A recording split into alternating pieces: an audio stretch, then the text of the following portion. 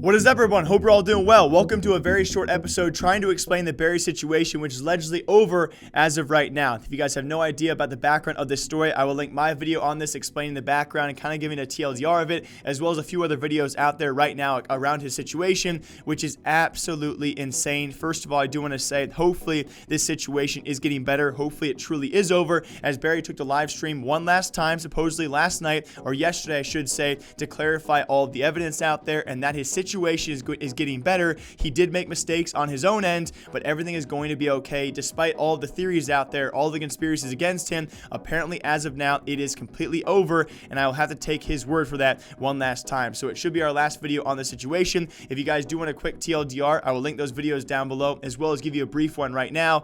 But it's just an insane situation, especially when you put yourself in his shoes, what he is going through.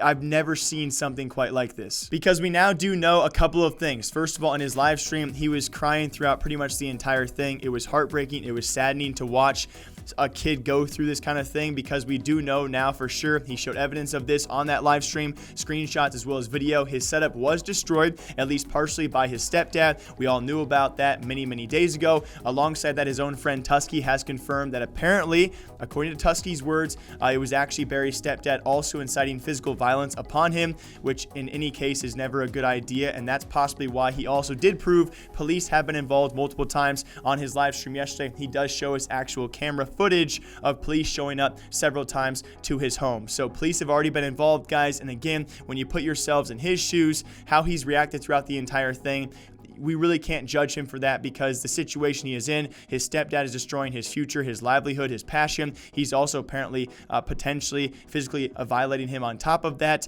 Then we of course have other things, the police getting involved several times. This kid is going through many things that most kids out there do not go through, and alongside all of that, with all of that going on, he is blowing up all over the internet. So the way he has reacted, I do not judge him for that. I have no idea how I would react in his shoes, but that's not to say I don't blame people, for having conspiracies of trying to want to help this kid further, because what we have seen so far, we have seen several videos out there, especially his past videos, saying he is okay, but then he pins that comment that says, hey, I need help. It's okay to worry about this kid, because especially when tens of thousands of people see that, you got to expect people to worry about you. On top of that, when you of course cough on live stream, when the chat says cough if you need help, it is understandable to a certain degree why people out there still think you need help, even though you say it's okay and that you're fine. But again, given his situation, to have a few irrational moments where you post that comment or you cough on live stream is understandable to a certain degree, because I have no idea how I'd react in such a heinous, crazy situation, especially for a kid to go through. You are blowing up on your YouTube and your social medias and your Twitter while going through such a tough situation in your real life. It's hard to know how to act in those setups, but I will take his word for it, guys. This story is going to be over after today, at least on this channel, and that will be his live stream yesterday pretty much clearing up. He admits he did make mistakes in, of course, the way he did act, but on top of that, it is over. It is done. That people out there have been so generous with him to actually give him the money to get his setup back. He is working on making things better again and progressing forward with his dad and his family. He's not even back home yet.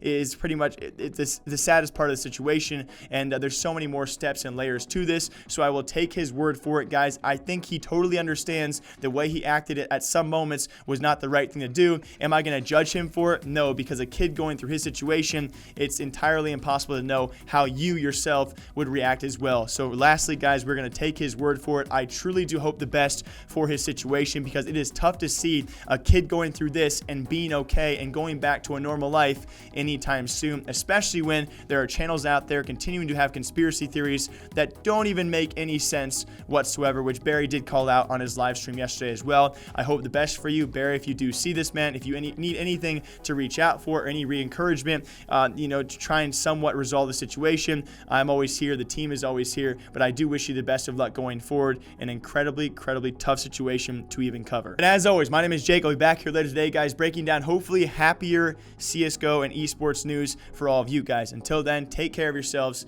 I'll see you soon.